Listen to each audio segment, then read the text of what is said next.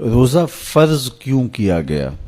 سویر سے لے کر شام تک سب کچھ ہونے کے باوصف بھوک اور پیاس میں وقت گزارنا اور میسر ہونے کے باوجود ایک گھونٹ بھی حلق سے نیچے نہ اترنے دینا، آخر اس میں کیا حکمت تھی؟ تو یہ بات اچھی طرح سے ہمیں سمجھ لینی چاہیے کہ یہ صرف کھانے پینے کو ترک کر دینا ہی نہیں ہے، بلکہ ان مقاصد جلیلہ کے حصول کے لیے روزہ رکھا جاتا ہے جو مومن کی زندگی کا مقصود ہے۔ اور اگر کوئی شخص کھانا پینا تو ترک کر دیتا ہے لیکن ان امور سے نہیں رکتا جن امور سے روکنا ان روزوں کا مقصود تھا، تو اس کا روزہ نہیں کہلاتا۔ میرے اور آپ کے آقا و مولا حضور نبی رحمت صلی اللہ علیہ وآلہ وسلم نے ارشاد فرمایا، من لم یدع قول الزور والعمل به فلیس للہ حاجۃ فی ان یدع طعامہ وشرابہ۔ جس نے جھوٹ اور اس پر عمل کرنا نہ چھوڑا، جھوٹے کام ترک نہیں کیے، اس کا بھوکا اور پیاسا رہنا اللہ کو منظور نہیں۔ اللہ کو کوئی ضرورت نہیں کہ وہ بھوک اور پیاس کاٹے۔ روزے میں تو ان امور سے بھی روک دیا گیا جو امور عام زندگی میں جائز تھے، جو مشروع تھے، مباح تھے، لیکن روزے میں ان جائز مباح امور سے بھی منع کر دیا گیا۔ طیب اور طاہر کھانے، خوبصورت مشروب، ان سے روک دیا گیا۔ آپ آب زمزم بھی نہیں پی سکتے جبکہ وہ متبرک پانی ہے۔ شہر مدینہ میں بیٹھ کر شہر مدینہ کی پکی ہوئی کھجوریں بھی آپ نہیں لے سکتے، اس لیے کہ آپ روزے سے ہیں۔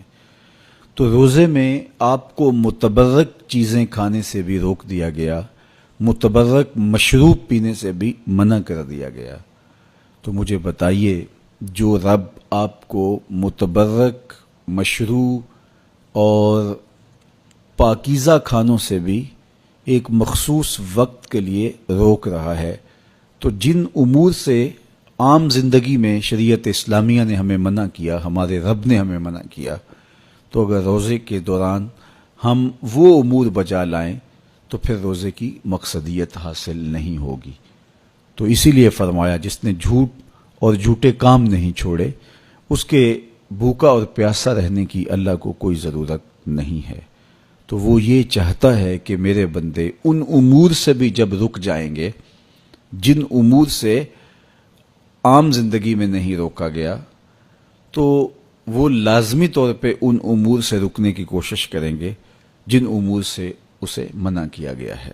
تو جب یہ چیز انسان کا فہم، انسان کی عقل اور انسان کی خرد طے کرتی ہے، تو پھر لا محالہ طور پہ رکنے کی عادت اس کے اندر تقوی کی نشأت کا ذریعہ بنتی ہے۔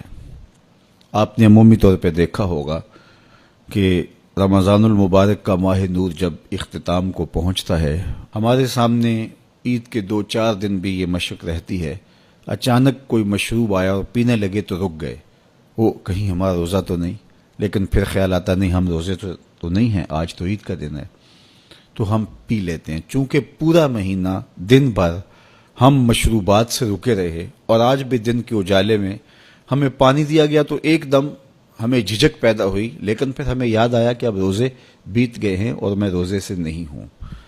تو جو چیز جائز اور مشروع تھی، ایک وقت کے لیے اس چیز سے بھی ہم رکے تو ہماری طبیعت کے اندر یہ ملکہ پیدا ہو گیا کہ ہم اس سے رکنے کا مزاج پیدا کر لیتے ہیں۔